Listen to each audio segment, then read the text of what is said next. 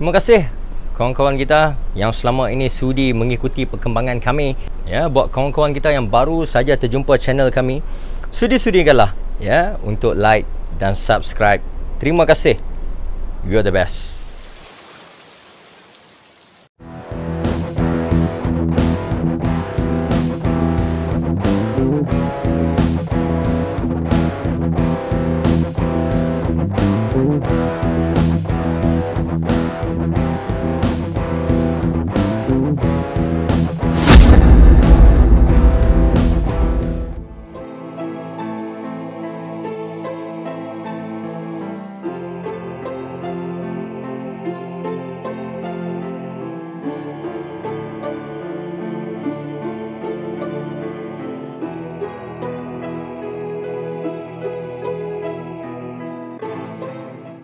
Sebagaimana yang diperkatakan, inilah rumah ataupun istana Tunku Kudin.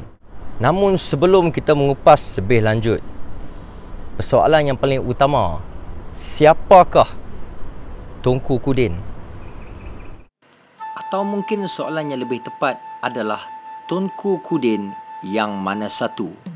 Terdapat dua individu berlainan yang dipanggil Tunku Kudin, di mana kedua-dua Tunku Kudin adalah tokoh yang penting di dalam sejarah tanah Melayu.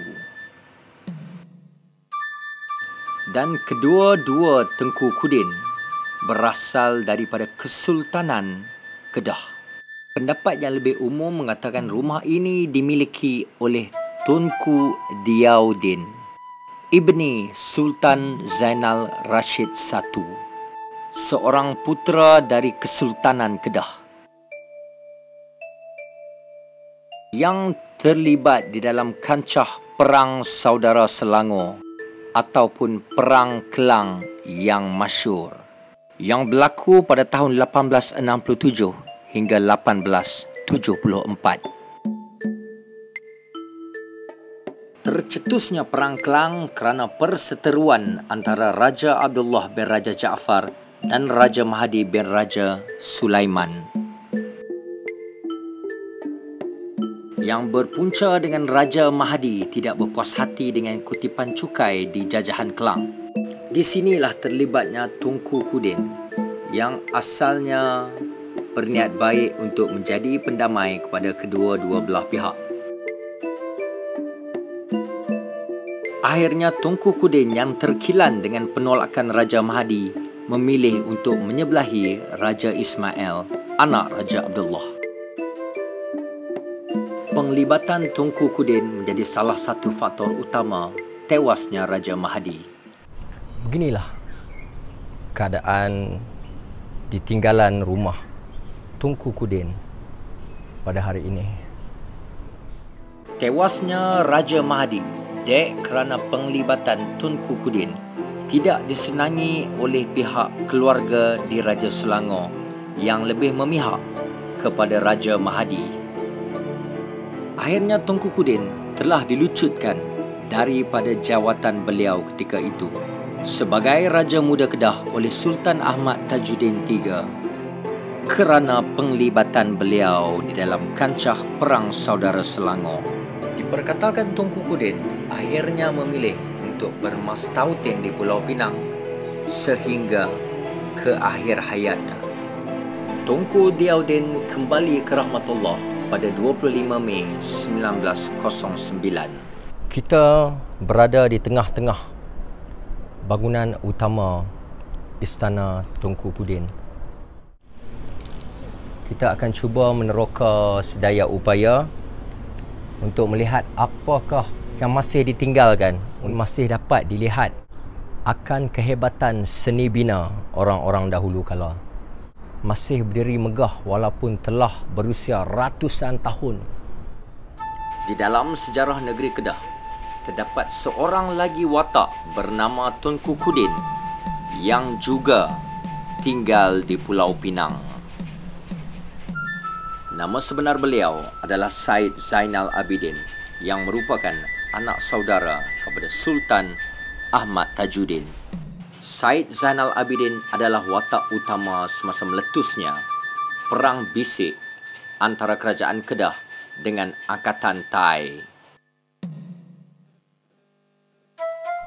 Perang bisik telah meletus sejak tahun 1821. Tengku Kudin telah kehilangan seluruh ahli keluarganya bersama dengan harta benda akibat angkara khianat yang dilakukan oleh tentera-tentera upahan kerajaan Thai pada ketika itu, yang telah memasang sebiji bahan letupan di kediaman beliau yang menyebabkan beliau kehilangan seluruh ahli keluarga dan harta bendanya. Peristiwa ini telah menyebabkan Tunku Kudin memasang keazaman untuk merampas kembali kota Kuala Kedah yang ketika itu telah dijajah oleh angkatan Thailand. Berbekalkan kekuatan seramai 5,000 orang, Tunku Kudin memulakan misi menawan semula kota Kuala Kedah. Angkatan Tunku Kudin turut dibantu dengan kekuatan yang hadir dari seluruh jajahan Kedah pada ketika itu.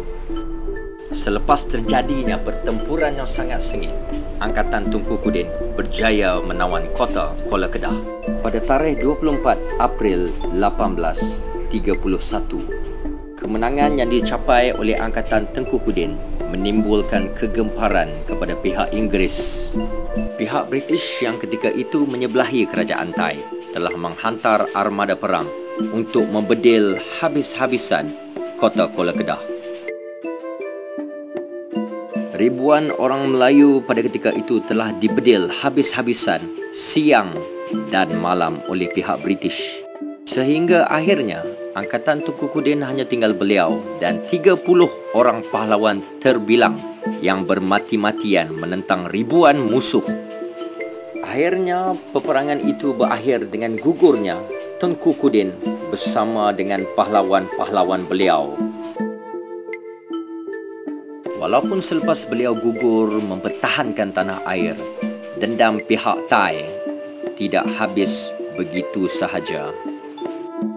Tunku Kudin, selepas kematian beliau, dikhabarkan tentera Thailand telah memenggal kepala beliau untuk dipersembahkan kepada Raja Legor Chow Phaya Nakhon Si Thammarat. Dikabarkan Raja Legor menggambarkan akan kegerunan dan kegagahan yang masih terpancar pada wajah Tunku Kudin meskipun beliau telah meninggal dunia. Kisah kegagahan Tunku Kudin dan perang bisik banyak diabadikan sebagai tulisan-tulisan sejarah yang seharusnya dikaji dan diambil iktibar oleh generasi muda. Bagaimana menakjubkan dan gemilangnya tinggalan datuk nenek moyang kita suatu ketika dahulu dapat kita lihat hari ini, ya, melalui tinggalan-tinggalan sejarah yang ditinggalkan untuk kita tatapi daripada rumah Tunku Kudin yang kita bawakan hari ini untuk anda. Dapat kita mengambil iktibar dan pengajaran, walau segagah manapun, walau segemilang manapun, namun tidak ada apa yang kekal selama-lamanya. Nothing lasts forever.